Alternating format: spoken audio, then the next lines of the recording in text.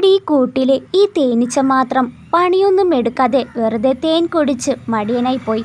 അപ്പോൾ പെട്ടെന്ന് അവിടെ അവരുടെ റാണി വന്നതും ഉടനെ അവനെ റാണിയെ കണ്ട് സല്യൂട്ട് ചെയ്യാൻ നോക്കുമ്പോൾ അവൻ്റെ കയ്യിലുണ്ടായ മൊത്തത്തേനും അവൻ്റെ മുഖത്തേക്കാവുകയാണ്.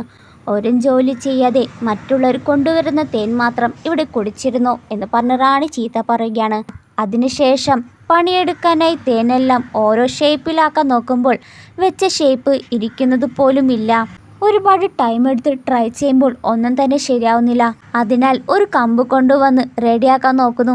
എന്നാൽ അത് എത്രയൊക്കെ ചെയ്താലും കൊമ്പ് കൊണ്ട് ചെയ്താലും ഒഴുകി പോവുകയാണ്. ദേഷ്യം വന്ന അവൻ ഒരു കമ്പെടുത്ത് കളയാൻ നോക്കുമ്പോൾ അവൻ്റെ ചെറുങ്ങിൻ്റെ ആട്ടത്തിലെ കാറ്റ് കാരണം ആ കമ്പിലുണ്ടായ തേനെല്ലാം ഒട്ടുപിടിക്കുകയാണ്. അത് കണ്ട ശേഷം അവന് പുതിയ ഒരു ഐഡിയ കിട്ടുന്നു.